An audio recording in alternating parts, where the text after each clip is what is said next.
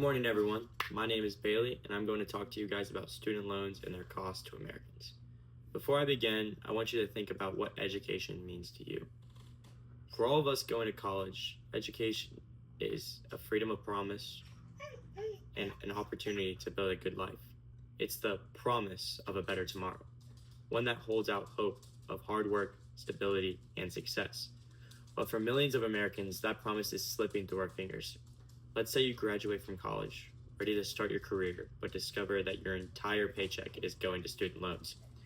You've worked for decades, but rather than constructing your life, you're just scraping by in order to take the minimum payments.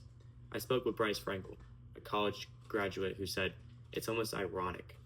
I did everything society told me to do. I went to college, I worked hard, and I earned my degree. And yet here I am, burdened in debt and facing financial hardship, struggling to make ends meet with the very education that was supposed to secure my future." Bryce's story isn't alone. It's the tale of many graduates around the nation. College shouldn't be a barrier to further advancements, but that's where we're headed.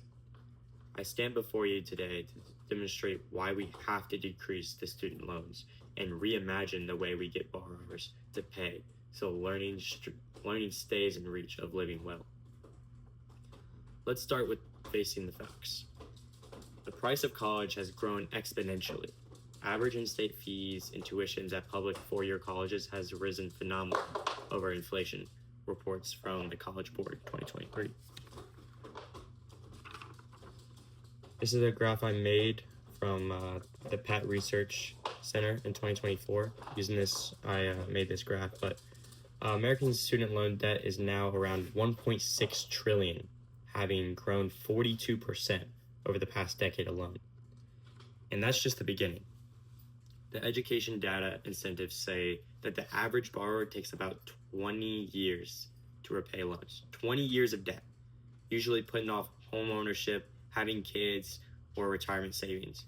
But the impact is more than financial, it's psychological.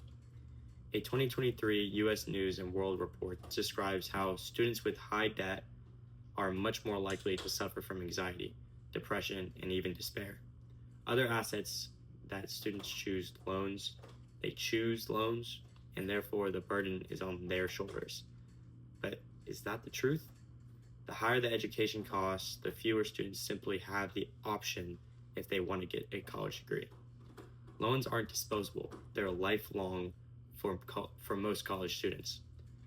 What's the bright side? We can fix this. First, we must reduce the student loan interest rates. Rates that must be comparable to government loans, like mortgages, not more. Second, we must expand income-driven repayment plans. Payments must be determined based on one's income, not trap them in poverty. Third, let us allow refinancing of federal student loans so that borrowers can secure lower rates, like families who refinance a home mortgage. These steps will allow a graduate to get ahead, not just get by. They will also help ease the mental health crisis so that many borrowers already face. Imagine a better future. You graduate from college, you begin your first job, you start saving for your home, building towards your future, free of student debt, keeping you back for decades. You can invest in your dreams, your loved ones, and your future, not paycheck to paycheck, saddled with burden of debt. Now imagine you do nothing. Graduates are locked in for 20 to 30 year repayment cycles, homeownership put on hold, retirement put on hold, a generation with financial security and their peace of mind. But we can fix this, but only if you do something. First, call your Congress members. Ask them to remind them the reform in the interest rates of student loans has to be a priority. Second, give them money to groups that are organizing to reform the loans, groups like Student Borrower Protection Center. Third, let's speak up. Speak about your own stories, share your friends' stories, shine a light on it, and inform them that this isn't some individual issue. It's an issue for the nation. According to the National Student Legal Defense Network, one letter or phone call from a constituent can bring student loan reforms to the top of the agenda. You are more powerful than you think. Student loans weren't meant to open doors. Student loans were meant to open doors, not trap people in decades of debt. We need to lower interest rates.